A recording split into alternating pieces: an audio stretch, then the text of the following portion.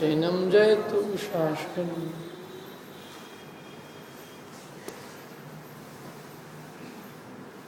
षट आवश्यक का पाठ अपना चल रहा है।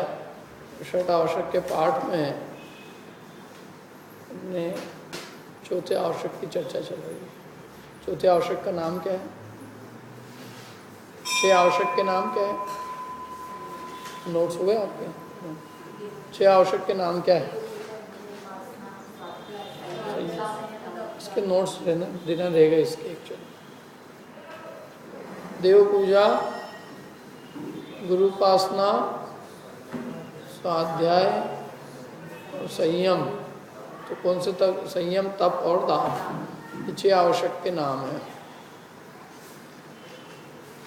इनमें से अपने चौथे आवश्यक संयम की चर्चा चल रही है। संयम कितने प्रकार का होता है? दो प्रकार। कौन कौन से दो प्रकार? बोलना नहीं इधर से, बताना कौन से दो प्रकार के संयम कौन कौन से हैं? पिछली बार आए थे सब। दो प्रकार के संयम के नाम क्या है?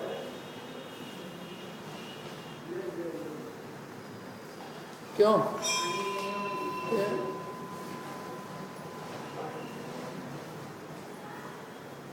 क्या है दो प्रकार के संयम? चलो आगे वालों से पूछ। प्राणी संयम और इंद्रिय संयम, ये दो प्रकार के संयम है। प्राणी संयम किसे कहते हैं बताओ? प्राणी संयम किसे कहते हैं? सेकंड रो वाले बता दो। प्राणी संयम किसका नाम? हाँ, प्राणियों की हिंसा नहीं करना प्राणी संयम। उसके कितने भेद हैं? छह। कौन से छह भेद हैं? 5 स्थावर और 1 तरस का। इनकी हिंसा नहीं करना वो प्राणी संयम है। तो इंद्रिय संयम क्या है?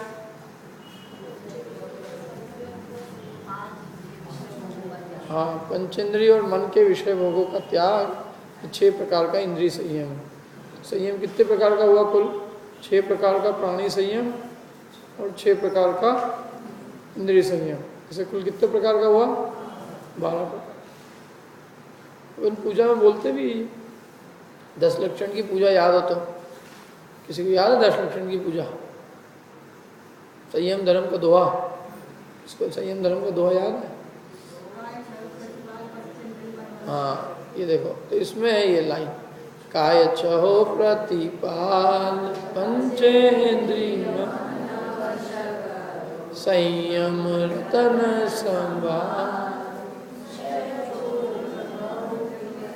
आगे कि नहीं? काय छो प्रतिपाल, 6 कायों की प्रतिपालना मैंने हिंसा नहीं करना। पंचेंद्रिय मन वश करो, तो 5 इंद्रिय और मन को वश में करना। संयम रत्न संभाल, ऐसे संयम रत्न को तुम संभालो जो कि 12 प्रकार का है। विषय चोर बहु फिरत है, 5 विषय चोर माने 5 इंद्रियों के विषय रूपी चोर इस संयम रत्न को चुराने के लिए फिरते रहते। क्या मतलब समझ में आया? चोर घूमते रहते का मतलब क्या है? विषय चोर इस संयम रूपी रत्न को चुराने के लिए फिरते रहते हैं। इस पंक्ति का क्या अर्थ है? क्या अर्थ है? कुछ बताओ क्या अर्थ है? हाँ तो हाँ, इसलिए वो संयम रूपी रत्न को विषय रूपी चोर चुरा लेते हैं। इसलिए संयम रत्न को संभालो। विषय चोर बहु फिरत है, 5 इंद्रियों के विषय रूपी चोर माने विषय भोग चारों ओर बहुत फिर रहे हैं। और ये चारों ओर फिर रहे हैं और ये 5 इंद्रिय के विषय संयम रूपी रत्न को चुराने के लिए तैयार है। मतलब उपमा है। कोई चोर ऐसे है नहीं कि बाहर चोर फिर रहे हैं, अंदर या संयम रत्न बैठे हुए हैं, अंदर या संयम रत्न हो और उसको चुरा। ये उपमा अलंकार होता है कुछ चीज को समझाने के लिए। जैसे ज्ञान दीप तप तेल भर, घर से उदय भ्रम छोर, या विद बिन पेटे पूरब चोर। कौन से चोर इसमें? ज्ञान दीप, ज्ञान रूपी दिए का तेल जल, ज्ञान दीप तप तेल भर, ज्ञान का दिया जलाओ, तप का तेल डालो और घर को सो दो।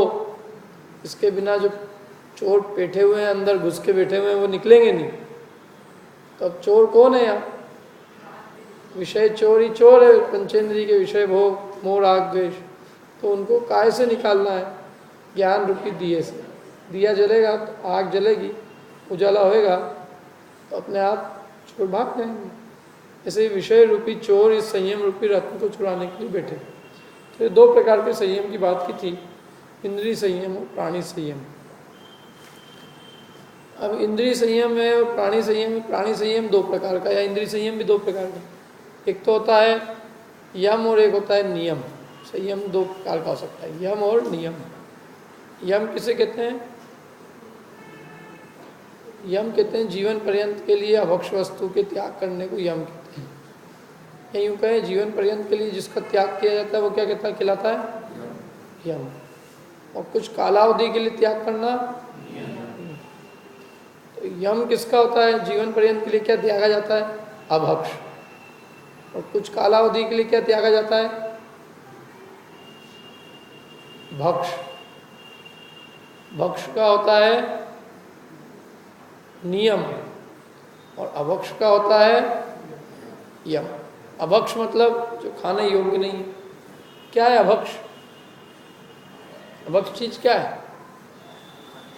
क्या है ऐसी खाने योग्य?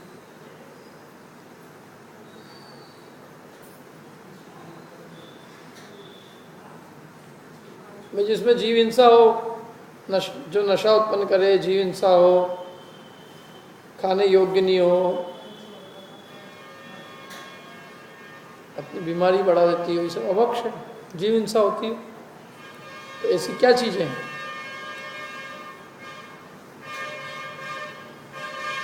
जो जीव हिंसा से उत्पन्न होती है? अभक्ष क्या है? अभक्ष के नाम बता दो। अभक्ष क्या है? शहद, शहद और आलू, मध्य, मध्य मांस, मधु, माखन, मक्खन। मक्खन अभक्ष। मक्खन निकला हुआ अंतर मुहूर्त में 48 मिनट के अंदर अंदर खा लो तो ठीक है, नहीं तो अभक्ष। मध्य मांस, मधु, मक्खन, चारों चीज अभक्ष है। और भी वैसे तो अभक्ष बहुत लाइन लगा सकते हो आप। क्यों? सारे जमीकन के नाम बता दो। जमीकन के नाम मालूम है? दो चार के बताओ क्या है? और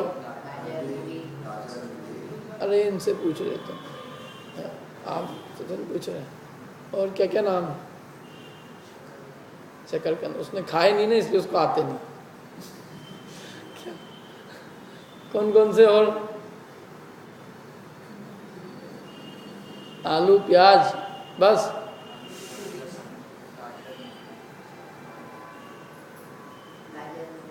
अरे नहीं, बताओ और क्या है? आलू, प्याज, गाजर, मूली, लहसुन, अदरक है। कुछ और बताओ क्या नाम है? क्या? अच्छा, कोई सा नया होगा चीज। और गराड़ू। चलो और नाम याद है? बता दो और नाम। जमीकन के नाम क्या है? नहीं ख्याल में? आलू, प्याज ये हुए। और कोई से नाम? गाजर, गाजर बोली जाती है। गाजर बोलिए। लहसुन, लहसुन, ये सब गराड़ू, ये सब अदरक, ये सब अभक्ष है। और अभक्ष क्या है? और अभक्ष चीजें ये तो ज़्यादा जमीकन जो जमीन के नीचे होते हैं, ये अभक्ष खाने योग्य नहीं है। क्यों नहीं है? उसमें जीव होते, कितने जीव? अनंत जीव होते हैं। जमीकन में अनंत जीवों की उत्पत्ति होती है। लेकिन मूंगफली में छिलका होता है ना, अंदर एकदम उसका दाना बिल्कुल सुरक्षित रहता है, उसका उससे टच भी नहीं होता। दाना और एक छिलका अलग अलग है। छिलका खाओगे तो दाना खाओगे अलग है, दाना की प्रकृति अलग है। कई लोग कहते हैं तो प्याज भी, प्याज का छिलका निकालते जाओ तो भी अंदर अलग कोई चीज़ नहीं निकलेगी, उससे जुड़ा हुआ रहता है पूरा। प्याज और मूंगफली एक सही की नहीं है। सोट भी सूख जाती है, बाद में उपयोग करते हैं। और नहीं खाना, छोड़ दो, उसमें क्या है। लेकिन ये सब जमीकंद होने से अभक्ष है। जमीन में जो जो चीज़ें होती है, जमीन में अंदर इनमें अनंत निगोदिया जीवों की उत्पत्ति होने से अभक्ष कही जाती है। जो जमीन के ऊपर हो वो खाई जा सकती है, जमीन के नीचे जो होती है उत्पन्न वो नहीं खाई जाती। सिर्फ जमीन के अंदर, आलू जमीन के अंदर पैदा होता है, आलू प्याज देखेंगे किसी ने उत्पन्न होते हुए? मैंने देखे नहीं, वैसे मैंने तो सुना ही है सर, कभी मैंने आलू की खेती नहीं देखी, मैं गाजर की देखी, लेकिन इतना जरूर मालूम है कि ज़मीन में ही होते हैं ये। और अभक्ष क्या है? अचार, मुरब्बा। क्यों है अचार मुरब्बा अभक्ष? आज का अचार मुरब्बा अभक्ष है, कितने दिन बाद अभक्ष? जितनी की उसकी मर्यादा है, तेल से बनाया तो 3 दिन की हो सकती है उसकी, जितना भी दिन ये पानी का डालना है तो 1 दिन की, जितने दिन की उसकी मर्यादा है उसके बाद वो अभक्ष है, खाने योग्य। क्यों अभक्ष? क्यों आलू अचार? जीव उत्पत्ति हो जाती है, उसमें जीव पैदा हो जाते हैं, कीड़े कीड़े हो जाते हैं, छोटे छोटे पैदा। देखेंगे किसी ने? आंखों से दिखाई देते हैं कई बार, तो छोटे छोटे कीड़े लट्टे वगैरह उसमें हो जाते हैं अचार। इसलिए अचार भी जो है बहुत दिनों का खाने योग्य नहीं है। ऐसे अनेक चीज़ें अभक्ष है।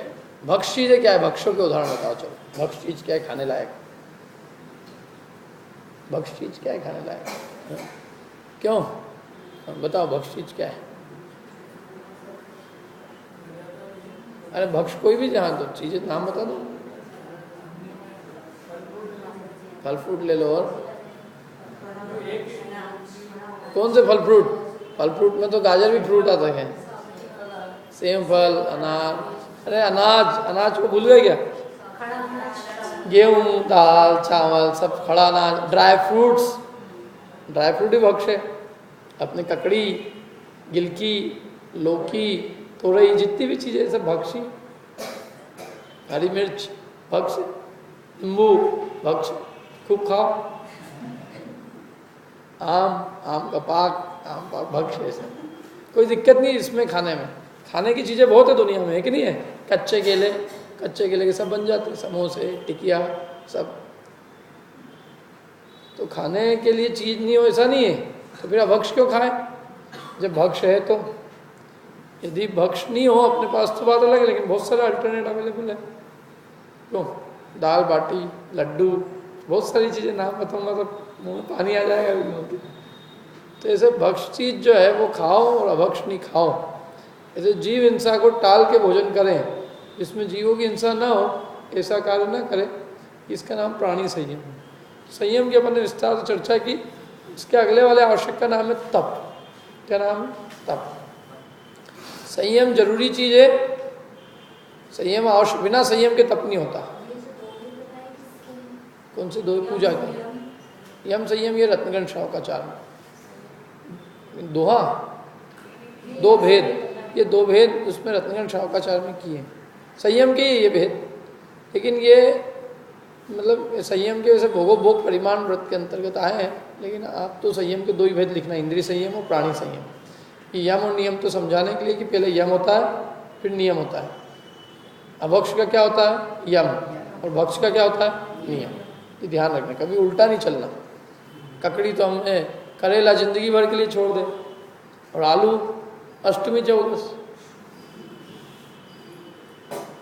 तूने करेला जिंदगी भर क्यों छोड़ दिया? पसंद ही नहीं मेरे को, तो छोड़ दिया। ऐसा कड़वा लगता है। और आलू बहुत पसंद है तो अष्टमी चौदस ही छोड़ रखी। ऐसा नहीं होता, अपनी मर्जी से नहीं त्याग होता है। त्याग तो जो भक्ष अभक्ष का पहले होता है और फिर भक्ष का होता है। तुमको पसंद नहीं पसंद से त्याग का लेना देना नहीं है।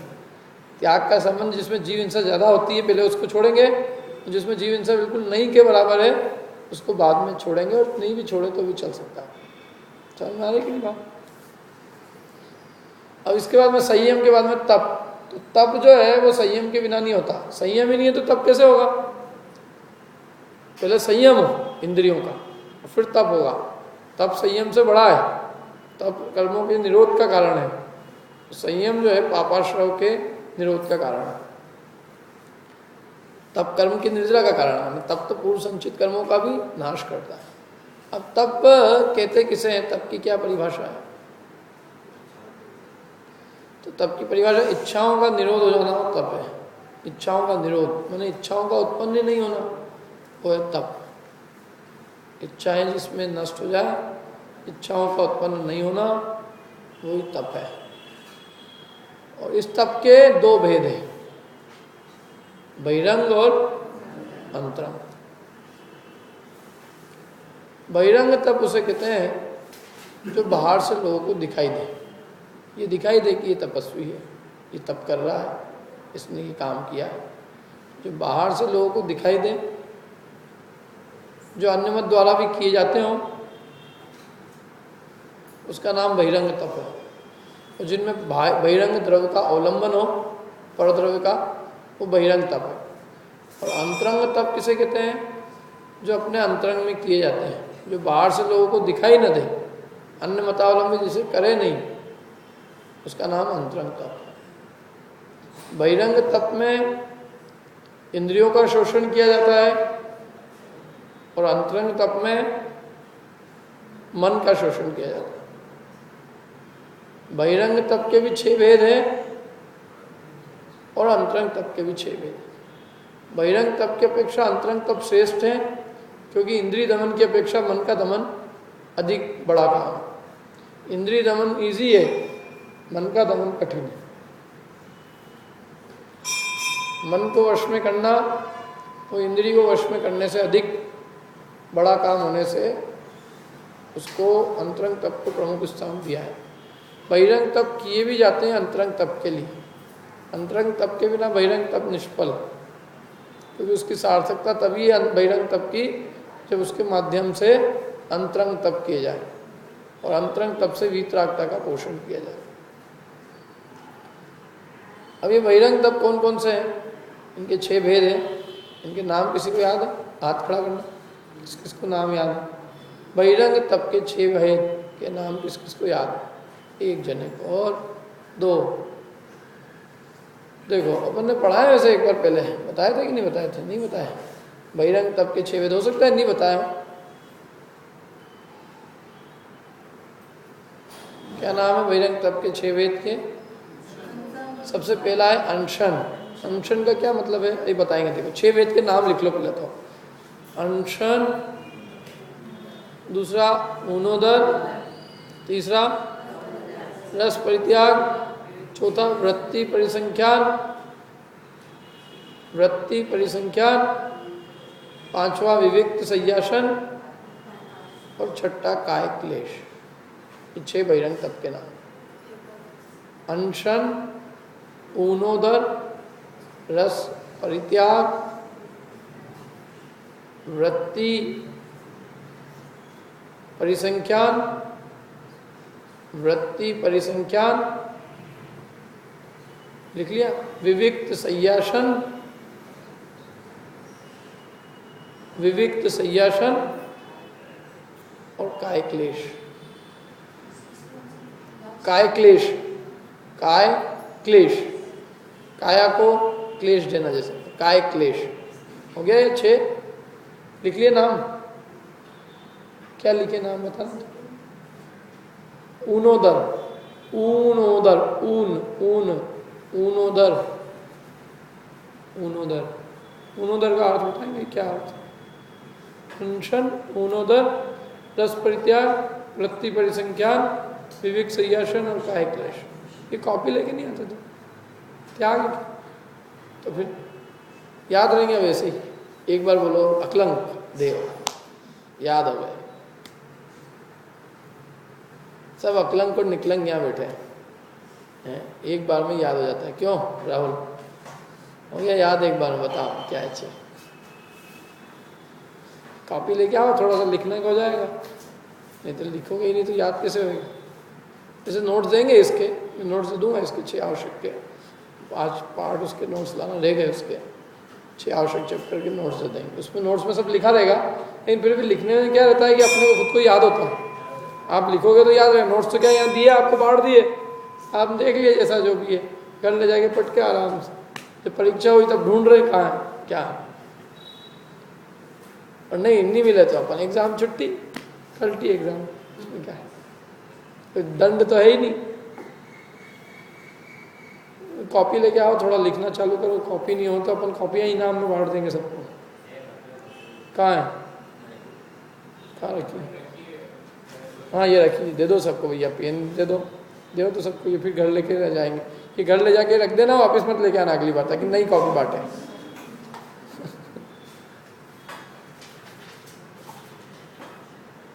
और नहीं तो यहीं रख दिया करो, ले जाके यहीं लिखो और यहीं रख दो, घर पे नहीं ले जाना होता, यहीं आके पढ़ लो। और क्या ज़्यादा ऐसा है।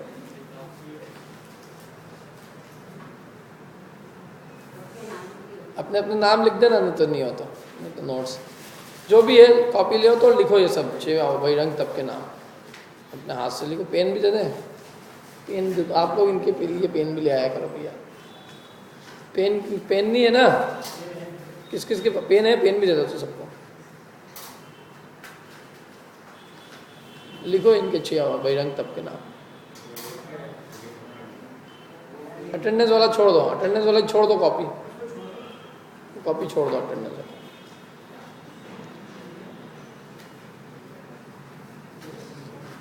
चलो किसने लिखे आप बताओ तो, इनको लिखे हुए नाम ये लिखेंगे सब लोग।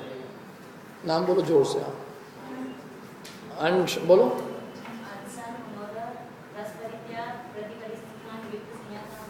हाँ चलो लिखे नहीं लिखे, जोर से बोलना आप। पहला अनशन, दूसरा मनोदर, तीसरा रस परित्याग, चौथा, पांचवा, छठा। अब देखो क्या है एक सबसे पहला है अनशन। तो अनशन, अशन का अर्थ होता है भोजन। अशन भोजन को कहते हैं। तो भोजन नहीं करने को अनशन कहते हैं। अशन का नहीं होना अनशन है, ठीक है। भोजन नहीं करना माने उपवास करना, सीधे सच्चे शब्दों में कहें तो भोजन भी नहीं करना, पानी भी नहीं लेना, समस्त आहार के त्याग का नाम है उपवास। तो इसमें एक चीज़ और है कि उपवास में केवल आहार का ही त्याग नहीं होता है, आहार के साथ में दो चीज़ों का और त्याग होता है। किन दो चीज़ों का?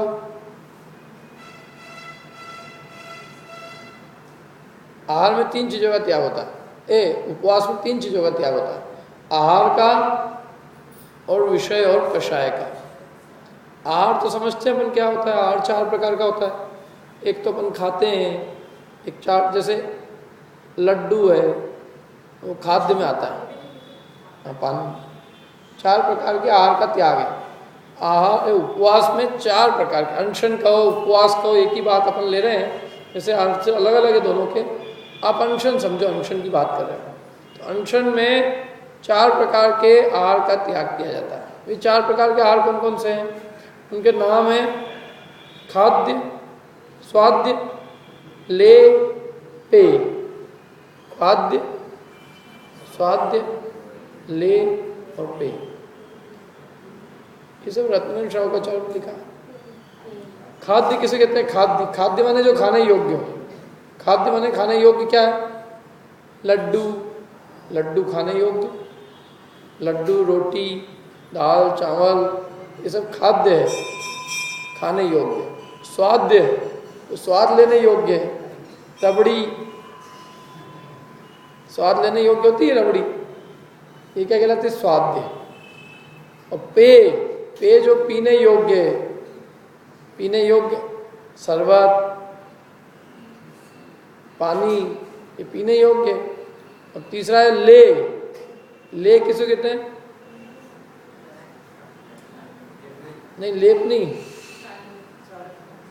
सौंफ, इलायची, माउथ फ्रेशनर, ये आती है ना ये भी चीज़ें। अब ये चाटेंगे तो ये नहीं सौंफ को, लेकिन सौंफ ले। तो ये जो चीज़ें हैं ये चार प्रकार के आहार में आती है, खाद्य, स्वाद्य, ले और पेय। मैंने इनमें चारों में चीज़ें, मूल बात ये है कि समस्त खाने पीने की वस्तु आ गई, तो इन सब का त्याग किया जाता है। इसलिए पानी भी नहीं लिया जा सकता उपवास में, पानी नहीं लिया जाता। वो उपवास नहीं है, उसका नाम हम फिर दूसरा दे सकते हैं। उपवास तो वही कहलाएगा जिसमें समस्त भोजन का, आहार पानी का त्याग हो। एक नाम होता है वो अनुपवास, उपवास, और एक अनुपवास जिसमें अपन ने जल लिया हो, ड्रिंक माने दूसरे ड्रिंक नहीं, ड्रिंक का मतलब मेरा कहने का मतलब कोई जूस वूस लिए हो तो वो कहलाता है अनुपवास। क्या कहलाता है? अनुपवास, जिसमें केवल जल लिया जाता है अथवा किसी रस को, किसी का जूस वूस लिया हो तो वो अनुपवास, उपवास नहीं है। और तीसरी चीज़ होती है एकासना।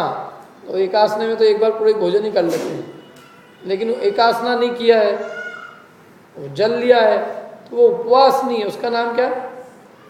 अनुपवास। उपवास में तो पूरा त्याग होता है। तो एक तो ये आहार का त्याग हुआ उपवास में, 4 प्रकार के आहार का। दूसरा किसका त्याग होता है? विषय का। किसका? विषय। विषय माने 5 इंद्रिय के भोगों का। माने उपवास करने वाला केवल खाना ही नहीं छोड़ता है, उपवास करने वाला और भी इंद्रियों के भोग छोड़ता है। नहीं तो खाना तो नहीं खाए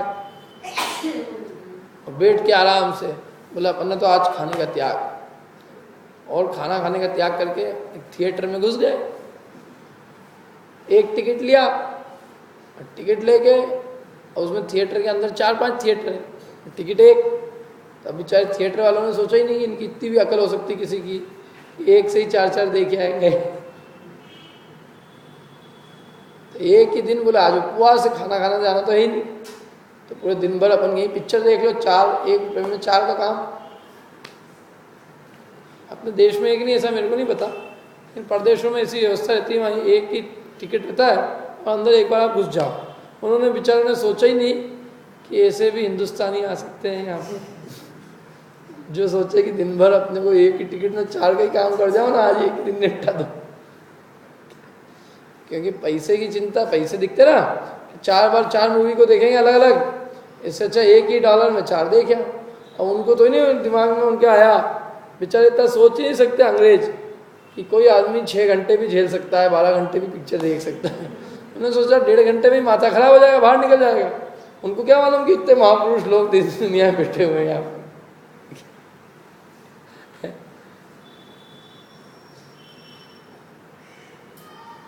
मैंने उनके हिसाब से कोई भी आदमी 1.5 घंटे से ज़्यादा इसको झेल नहीं सकता। अब इनको इनकी कैपेसिटी नहीं मालूम इन लोगों की कितनी है। 1.5 की तो होती ही नहीं, इनकी पिक्चर पहले ही 3 की होती है, फिर 3 की तो यूँ देख देख के आए हुए हैं, और फिर 3 का एक ही क्यों, तो दूसरा भी हो जाए, तीसरा भी हो जाए, चौथा ही हो जाए। 12 घंटे का उपवास, घर आके सो गए, उपवास भी हो गया और 1 रुपया के 4 का काम कर लिया। तो इसलिए उन्होंने कहा नहीं, टीवी नहीं देख सकते आप, पिक्चर नहीं देख सकते, टीवी। ये भी कौन सी इंद्री का भोग है? चक्षु इंद्री। और कर्ण इंद्री का भी हो रहा है ना, गाने सुन रहे हैं, कर्ण इंद्री का भी हो रहा है। और अच्छे एसी के अंदर बैठे हुए हैं, स्पर्शन इंद्री का हो रहा है। अच्छी बढ़िया सुगंधित उन्होंने परफ्यूम वगैरह छिड़क रखा है, चलो घ्राण इंद्री का भी हो रहा है। तो एक मुंह से ही नहीं खाया, बाकी तो पाप तो कर ही लिया कि नहीं किया। इसलिए 5 इंद्रियों के विषय भूषण का त्याग होता है इसमें। और इसलिए बाग बगीचा नहीं जा सकते हैं, तो बगीचे में जाके झूले ही झूल रहे हैं आराम से। क्या कोई राइड ही ले लो 5 रुपए की, जितनी भी राइडें हैं सारी, ऊपर से नीचे झूला, उपवास है वो झूला झूल रहे हैं। और कोई कहे कि भैया आप मेरे तो क्या है, घर में आज के दिन बिल्कुल छुट्टी रहती है, तो मैं जितने भी कपड़े हैं और बर्तन हैं वो सब आज के दिन ही साफ कर, मैं तो 8 दिन के कपड़े इकट्ठे करके अष्टमी और 14 कपड़े धोने का काम कर लेते हैं, दिन फुर्सत रहती है। तो वो उपवास नहीं है क्या? उपवास कोई कपड़े धोने के लिए नहीं है। उपवास क्यों किया जाता है बताओ पहले तो, इसका उद्देश्य ख्याल करो। उपवास क्यों किया जाता है, क्या उद्देश्य, उपवास क्यों करता है?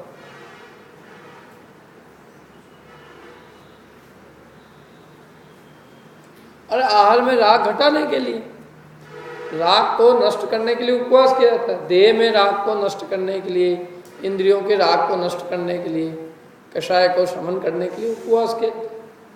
हम उपवास इसलिए करते हैं कि जो हमारा समय भोजन में जाता है वो भोजन में न जाके काय में जाए, अपने आत्मकल्याण के लिए जाए। तो इसलिए हमने अपने समय को बचाने के लिए उपवास किया है। उपवास समय काटने के लिए नहीं किया जाता, उपवास समय बचाकर धर्म ध्यान करने के लिए किया जाता है। इसलिए जब हम उपवास करते हैं तो ये समय तो ही नहीं काटना है अपने को कि चलो कपड़े धो लो, बर्तन मान लो, ये क्या है, ये इसके लिए नहीं है। उपवास तो अपने को जो समय है उस समय को हम काय में लगाएं, धर्म ध्यान में लगाएं, इसके लिए उपवास किया है। तो इसलिए उसमें पांचों इंद्रिय के विषय भोग का भी त्याग है और कषाय का भी त्याग है। मैंने उपवास वाला अपना जुलूस नहीं निकलवा सकता कि भाई तुम इतनी तुम्हारी तबीयत खराब हो रही, क्यों कर रहे हो, 2 हो गए ना होते, कि नहीं नहीं नहीं नहीं, 3 के बिना तो लोगों ने याद ही नहीं करते, नाम ही नहीं लेने वाला मिलेगा, क्योंकि 1 तो बहुत लोगों ने की, तो तुमने तो 2 किए ना, 2 का कोई नंबर नहीं। या तो तेला करो क्या, या 5 करो, या 8 करो, या 10 करो, कुछ करो तो नाम आता है, बिना उसके लोग पूछते ही नहीं। इन्होंने क्राइटेरिया ही 3 का रख रखा है, 3 से कम के अंदर तो पूछेगा ही नहीं। 2 उपवास भी हो जाएंगे, कोई पूछेगा ही नहीं, फ्री पॉकेट के उपवास हो जाएंगे। तो वो उपवास का लक्ष्य क्या हुआ, उपवास का लक्ष्य क्या हुआ, ख्याति, पूजा, लोग प्रशंसा करें इसलिए कि नहीं, लोग करते कि नहीं करते सब। अब वास्तव में उपवास अपने आत्मकल्याण के लिए किया जाता है, और हम उपवास जो है दुनिया को दिखाने के लिए करते हैं। हमने कितने कर दिए, ये तो 5 दिन तो भक्ष्य भी छोड़ देंगे, और 354 दिन अभक्ष भी खाते देंगे। मैंने बताया था ना पिछली बार, 10 दिन सब चीज़ छोड़ दी, और 354 दिन आलू रात को भी खा जाए, आलू खाए, रात को खाए, सब खाए। तो ये वास्तव में सही त्याग नहीं है। सच्चा त्याग तो ये है कि पहले अभक्ष तो छोड़ ही दे, और भक्ष का भी मैंने जो उपवास भी किया है, तो उपवास वाले दिन जो है अपने जीवन, अपने उपवास के बाद में उसके फल उसके फल में ख्याति पूजा लाभ नहीं चाहे, मेरी ख्याति हो जाए, लोग नाम देवे, मेरा जुलूस निकाले, यदि ये सब चीज़ें हैं अंदर में तो वो उपवास नहीं है। इसलिए उपवास में इन 3 चीज़ों का त्याग होना आवश्यक है। किन 3 चीज़ों का, आहार का, विषय का और कषाय का, इसका नाम उपवास है। इसलिए उपवास की परिभाषा दी एक सूत्र में, विषय कषाय आहारो त्यागो यत्र विधीयते उपवास स विज्ञेय शेषम लंघन कम विदु। जहाँ इन 3 चीज़ों का त्याग होता है उसका नाम उपवास है, और बाकी इन 3 में एक का भी हो, एक का भी ना हो, 2 का ना हो, या तीनों का ना हो, तो उसका नाम उपवास नहीं है। केवल आहार का त्याग हुआ हो, विषय कषाय का त्याग ना हो, तो उसका नाम उपवास नहीं है। उसका नाम क्या है, लंघन, उसका नाम लंघन है। लंघन क्यों कहा उसको, क्योंकि उसमें केवल भोजन छोड़ा है अपन, वो तो कोई स्वास्थ्य के लिए भी छोड़ सकता है। तो ये तो हुआ अनशन। दूसरा है ऊनोदर। अब ये ऊनोदर का क्या है, लोग इसको ऊनोदर को समझते हैं एकासना, और एकासना में बैठ जाते हैं आराम से। आज तो अपना एकासना, तो इसलिए एकासना है तो वो एकासने पे आराम से एक वास्तव में आसन लगा के बैठ गए, तो फिर चलता रहता आराम से, खाना धीरे धीरे खाओ, बोले एकासना है तो 1.5 घंटे तक चलता रहेगा तो शाम को भूख नहीं लगेगी। तो 1 बजे बैठो, 3 बजे उठो, सुबह का भी शाम का भी, तो वहीं बैठे बैठे सब चलता रहता है, वहीं सारे बर्तन लगे रहते हैं, खा लिया, फिर थोड़ी देर बात करके आराम कर लिया, थोड़ी भूख लगी फिर खा लिया। सारे ड्रिंक माने वही सारे जितने जूस, तो वो जो है उसका नाम एकासना नहीं है, क्योंकि एकासने में ऊनोदर होना चाहिए, मैंने जितना भूख है हमें उतना ही खाए कम से कम। एक तो पहली बात, वास्तव में तो भूख से कम खाए। ऊनोदर और एकासने में, एकासना एक अलग चीज़ है। एकासने में इतना है कि हम 2 समय ना भोजन करके क्या करते हैं, एक समय करते हैं, लेकिन एक समय उतना ही करते हैं जितना रोज एक समय करते हैं। ऐसा नहीं कि आज अपना एकासना है तो दोनों टाइम का आज भरना है अपने को। 2 समय के भोजन को भरना एकासना नहीं है। एक समय जितना खाते थे रोज उतना ही भोजन करना वो एकासना है। ठीक है, एक तो एकासने की बात है। अभी इसका नाम तो ऊनोदर। क्या नाम है, ऊनोदर। ऊन मतलब ऊन किसको कहते हैं, ऊन है ना अपने ऊन सिद्ध क्षेत्र है, सुना आपने ऊन का नाम, गए कि नहीं गए? तो वो ऊन, उसका नाम क्यों पड़ा है मालूम आपको? उसका नाम ऊन क्यों है? वहाँ जो है 100 मंदिर बनाने का किसी का विचार था। 100 में से एक कम रह गया। कितने मंदिर है वहाँ पर? 99। एक ऊण हो गया, एक न्यून हुआ, तो एक कम रहने से उसका नाम क्या पड़ गया? ऊण। होता ऊण, ऊण कहते हैं कम को, एक कम को कहते हैं ऊण। तो एक कम रहा ना मंदिर, इसलिए वो था ऊण। ऊण का वो प्राकृत से हो गया ऊन, हिंदी नाम बदल के उसका हो गया ऊन। ऊन माने कम, एक कम। तो 99 मंदिर है। आपने कितने देखे वहां पर? 99 देखे? 2 ही देखे। वो जो रोड है, रोड के सीधे हाथ के मंदिर देखे, रोड के उल्टे हाथ पे अनेक प्राचीन मंदिर है पुराने, जैन। खंडर हो गए अब तो, जैसे मूर्तियां भी खंडित आदि हो गई, लेकिन वहाँ पे पहले और अनेकों मंदिर आज भी दिखते हैं सब। अपन गांव में अंदर जाओ तो बहुत सारे मंदिर दिखेंगे। कभी वहाँ पे रुकना, रुक के देखना, रोड के उल्टे हाथ की तरफ अनेकों मंदिर है प्राचीन, जिनके अब बिल्कुल मतलब बिल्कुल दशा उनकी बिल्कुल, लेकिन अच्छे अभी भी उनके अंदर कलाकृतियाँ और सब चीज़ें देखने को आज भी मिलती। प्राचीन प्रतिमाएं भी दिखती है खंडित, इसलिए वो ऊन था। ऊन माने कम। अब ये क्या है? ऊनोदर, उदर माने पेट, तो उदर माने पेट, और पेट को ऊन माने कम भरना। पेट को कम भरना कहलाता है ऊनोदर। पेट को डबल भरना ऊनोदर नहीं है, पेट को क्या करना? कम भरना। तो कोई यदि उपवास नहीं कर सकता है, एकासना भी नहीं कर सकता है, तो कोई बात नहीं, दोनों टाइम भी खा रहे हो ना, तो कम से कम इतना करो कि पेट को भूख से कम भरो, भूख से कम खाओ। इससे स्वास्थ्य को भी लाभ है। भूख से ज़्यादा खाते हैं, जितना भूख उतना भी खाते हैं, पेट पे बहुत वजन पड़ता है, आंतें सब कमज़ोर होती है।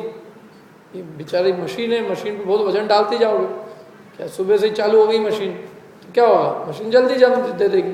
और मशीन को यदि कम देंगे काम करने को, तो मशीन ज़्यादा समय चलेगी।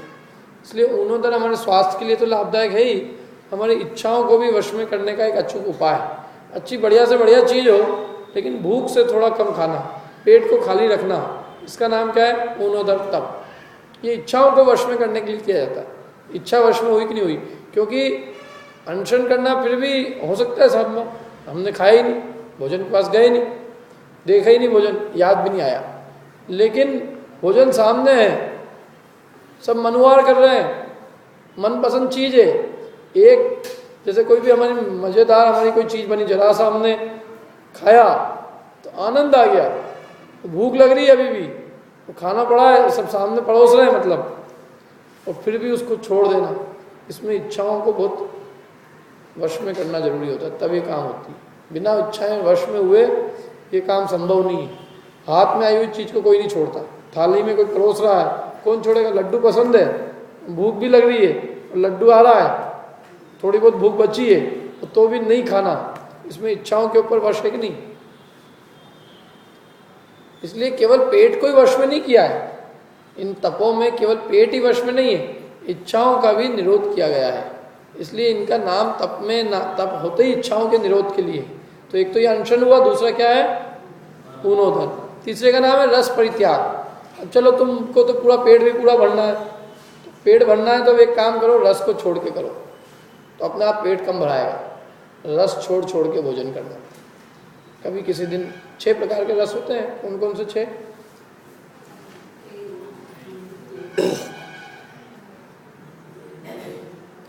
दूध, दही, घी, तेल, नमक, शक्कर, ये 6 प्रकार हो गए 6।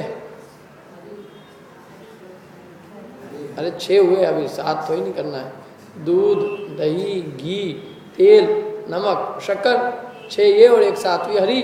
तो हरी तो अष्टमी 14 को छोड़ ही देते हैं अपन, छोड़ते कि नहीं? बाकी 6 दिन बचे, तो उन 6 दिनों पे अपन एक एक दिन एक एक रस का त्याग करें। किसी दिन दूध छोड़ के, किसी दिन दही छोड़ के, किसी दिन घी, किसी दिन तेल, किसी दिन नमक, किसी दिन शक्कर। लेकिन ये सब कब? पहले अभक्ष का त्याग होता। जैसे एक दिन तो होटल में खा के आए, और अगले दिन घर में के, आज मेरे को दही का त्याग है, दूध का त्याग है, नमक का त्याग है। अच्छा तेरे लिए बिना नमक का होना है? कल वहाँ होटल में भी गया था, बिना नमक का चाहिए। त्याग है हमारे क्या।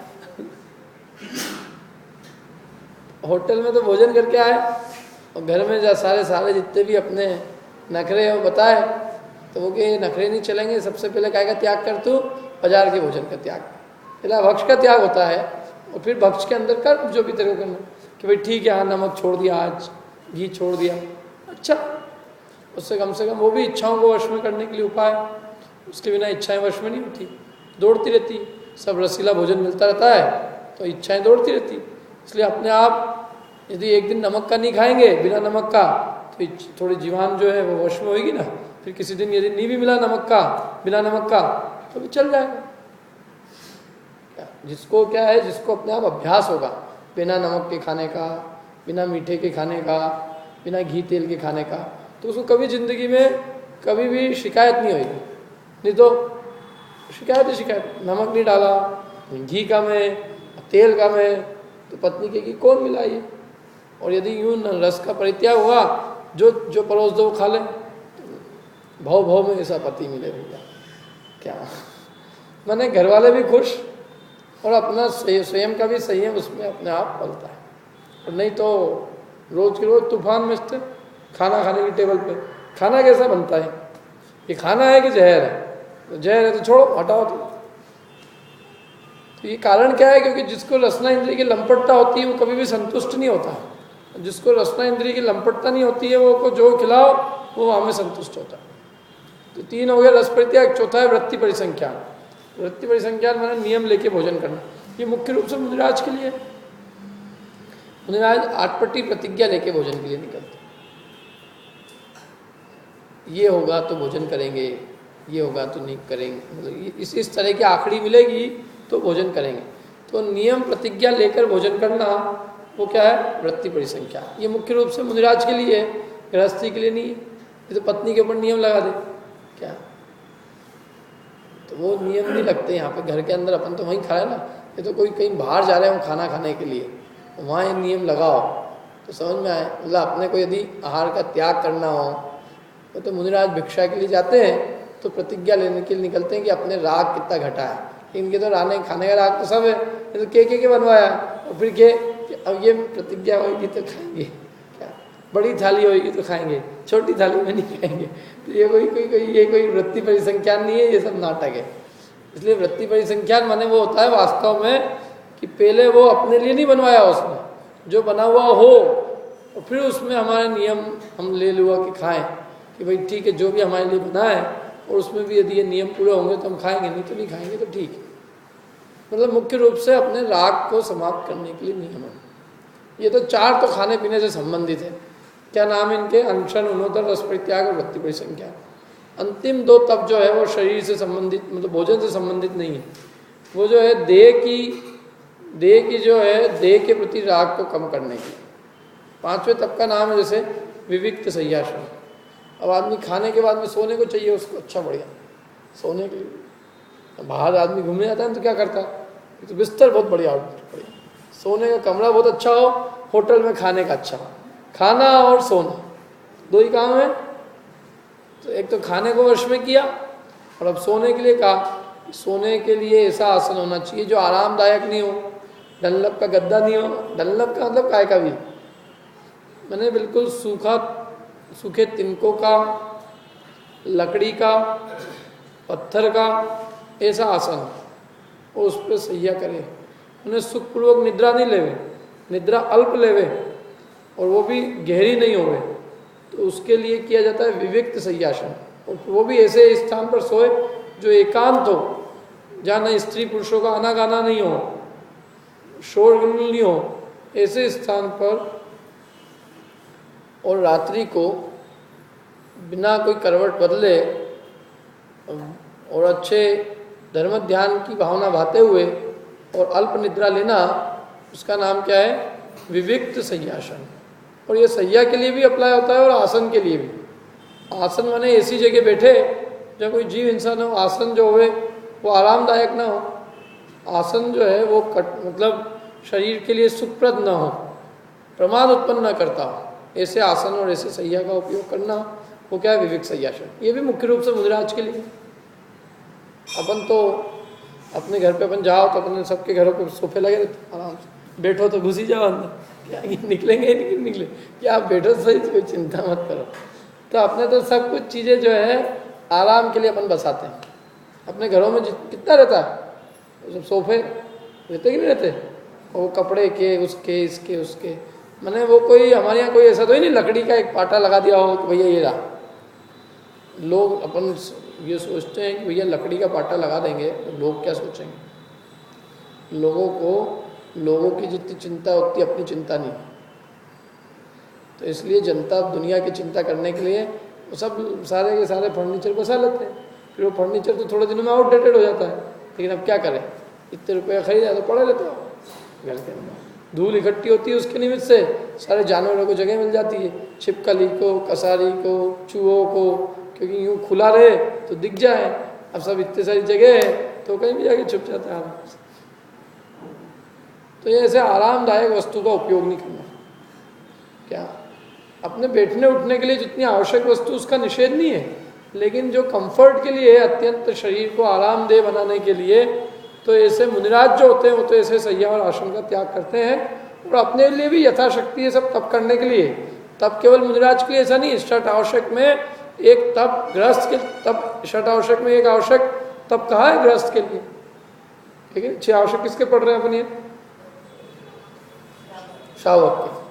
तो ये 6 आवश्यक में एक आवश्यक तप है ना, तो अपनी शक्ति प्रमाण जितना हो अपने को भी करना चाहिए।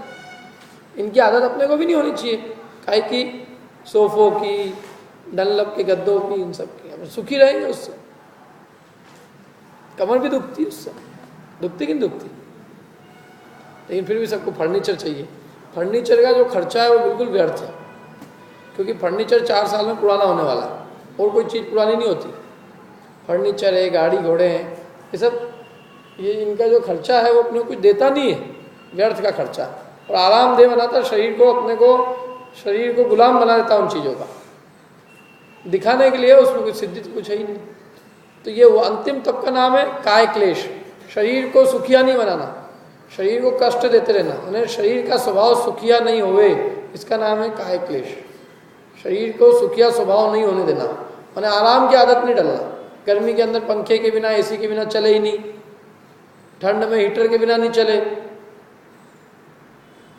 खाने के अंदर कोई भी चीज़ बिना, मतलब ये तो खाने की तो अपने बात की सही है, और भी किसी प्रकार से माने 5 इंद्रियों को विषय भोगों की गुलामी नहीं होना।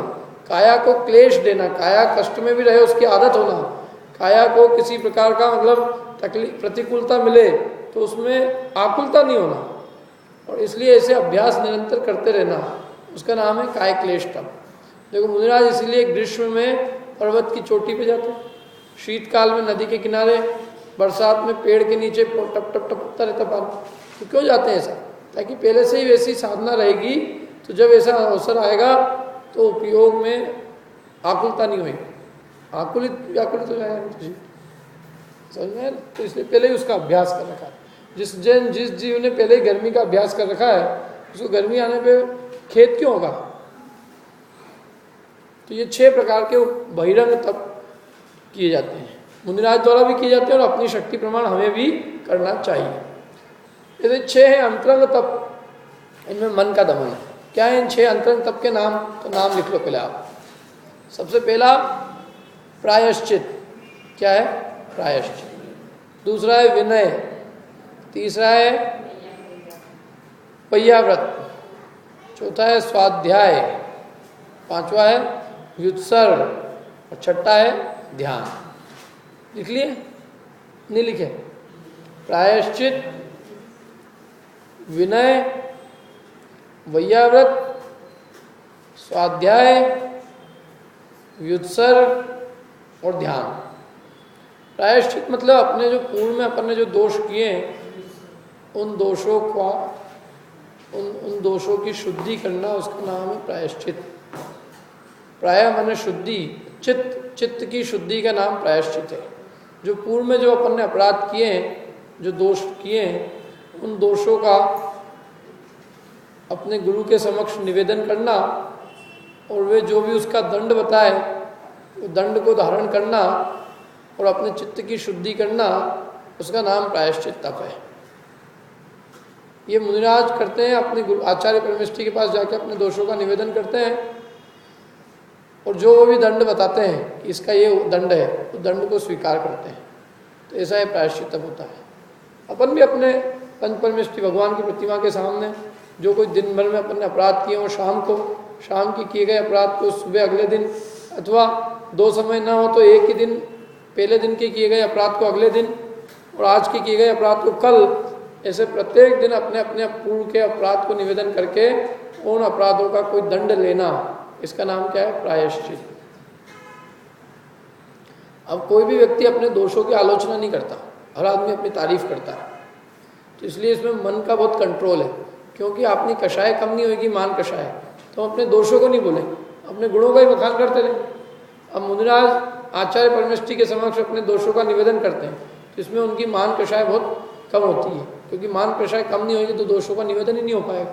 इसलिए इसमें मन का दमन है, क्योंकि अपने दोषों का निवेदन कर देना मैंने अपने मन को बहुत संयमित होगा, मन में कषाय नहीं होगी, मान कषाय, तो ही अपन अपने दोषों का निवेदन कर सके।